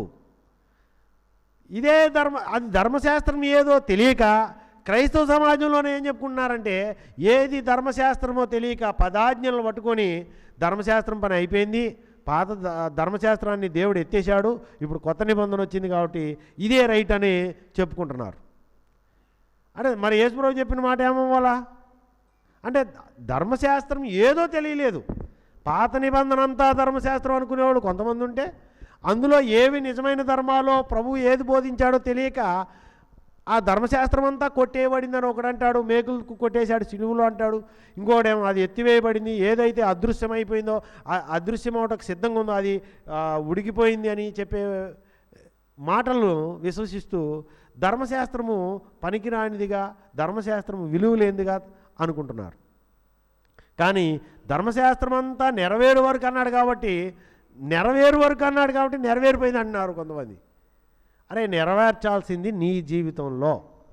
నువ్వు జీవితంలో ధర్మాలన్నిటినీ అనుసరించి నడవగలిగితే, నీ కర్మలన్నీ లేకుండా పోయినట్లయితే నువ్వు లేకుండా పోతావు, నువ్వు దేవునిలో కలిసిపోతావు.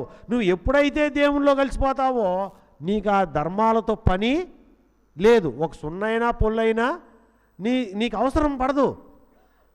ఎందుకని? నువ్వు వాటిని ధర్మాలను అతిక్రమించినటువంటి దేవునిలో ఐక్యమైపోయావు. అప్పటి వరకు నువ్వు దేవునిలో ఐక్యమవ్వకుండా జీవునిగా ఈ భూమి మీద ఎంతకాలం ఉన్నా నీకు ధర్మాలు అవసరమే. ఆ ధర్మాలు మారేవి కాదు. మతానికి ఒక ధర్మం లేదు, లేకపోతే ఆ కులానికి ఒక ధర్మం లేదు. దేవుడు చెప్పిన జ్ఞానం ఒక్కటే, అది ప్రతి 3 దైవ గ్రంథాలలో ఉంది. అది అర్థం చేసుకోకపోవటం మన తప్ప అందులో ఉన్నది వేరు అనుకోవటం చాలా అజ్ఞానము. కాబట్టి ఇక్కడ యేసుప్రభు చెప్పినటువంటి ప్రయాసపడి భారము మోసుకొనుచున్న సమస్త జనులారా నా యొద్దకు రండి అని చెప్తున్నాడు. ఆ భారం ఏందో తెలియదు, ఏ భారాన్ని మోస్తున్నారో తెలియలా, ఏ భారంతో బ్రతుకుతున్నాడో తెలియట్లా మనిషి. ఆ కర్మల భారాన్ని తీసివేస్తాను, మీరు నా దగ్గరికి రండి అన్నాడు. కానీ ఆ కర్మలంటే ఏంటి, ఆ సుఖదుఖాలు అనుభవాల నుంచి ఎలా విడుదల పొందాలా, ఈ కర్మలు లేకుండా ఎలా చేసుకోవాలా అని తెలియాలంటే ప్రభువు బోధించినటువంటి ఈ బోధను మీరు మతాలకు అతీతమైనటువంటి ఈ జ్ఞానాన్ని, త్రైత సిద్ధాంత గ్రంథాలను మీరు చదవకపోతే మీరు మతంలోనే ఉండి రెండింతల నరకబాతులు అయ్యే అవకాశం ఉంది తప్ప మార్గంలోనికి వచ్చి నిజశాంతిని పొందే అవకాశం మీకు లేదు. కాబట్టి ఆ భారం గురించి తెలుసుకోవాలన్నా, సమస్త జనులకు ఈ జ్ఞానమని తెలియబడాలన్నా ఈ యొక్క త్రైత సిద్ధాంత గ్రంథాలను చదవాలి. క్రైస్తవులైతే ముందు బైబిల్ ద్వితీయ దైవ గ్రంథంలో రత్నవాక్యాలు చదివి తర్వాత మిగతా 2 గ్రంథాలను కూడా చదవాలా. ముస్లింలైతే ఖురాన్ గ్రంథంలో ఉన్న వజ్రవాక్యాలను చదివి మిగతా 2 గ్రంథాలను కూడా చదవాలా. 3 గ్రంథాలలో ఉన్న సారం ఒక్కటే, దైవజ్ఞానం అంతా ఒకటే అని మత సామరస్యంతో ఇక్కడ తప్ప ప్రపంచంలో ఎక్కడా కూడా ఒకే దైవజ్ఞానము మతాలకు అతీతంగా చెప్పబడట్లేదు. ఒకే దైవజ్ఞానము మత సామరస్యంగా తెలియబడట్లేదు. కాబట్టి మతాలకు అతీతమైనటువంటి దేవుడు మతాలకు అతీతమైన వాడు కాబట్టి, మతాలకు అతీతమైన దైవజ్ఞానాన్నే దేవుడు చెప్పాడు కాబట్టి, అటువంటి దైవజ్ఞానాన్ని మతాలకు అతీతంగా తెలుసుకోవాలంటే ఖచ్చితంగా ప్రబోధాశ్రమంకు రావాలి. శ్రీ శ్రీ శ్రీ ఆచార్య ప్రబోధానంద యోగేశ్వర్ల వారు రచించినటువంటి మతాలకు అతీతమైనటువంటి 100 గ్రంథాలను చదివినప్పుడే, వానికి చదివి ఆచరించినప్పుడే వాడికి నిజమైన శాంతి అనుగ్రహించబడుతుంది. సర్వ సృష్టికి సువార్త తెలియబడినట్లవుతుంది. ఈ గ్రంథాలలో ఉన్న జ్ఞానం తెలిసినప్పుడే వాడు నిజమైన సువార్త వానికి తెలియబడినట్లవుతుంది. కాబట్టి ఇంత గొప్ప దైవజ్ఞానాన్ని మనందరికీ అందించినటువంటి శ్రీ శ్రీ శ్రీ ఆచార్య ప్రబోధానంద యోగేశ్వర వారికి హృదయపూర్వక నమస్కారాలు తెలియజేసుకుంటూ ఇంతటితో ఈ ముస్లిం క్రైస్తవుల జ్ఞాన చర్చా కార్యక్రమాన్ని ముగించడమైంది. అందరికీ నమస్కారం.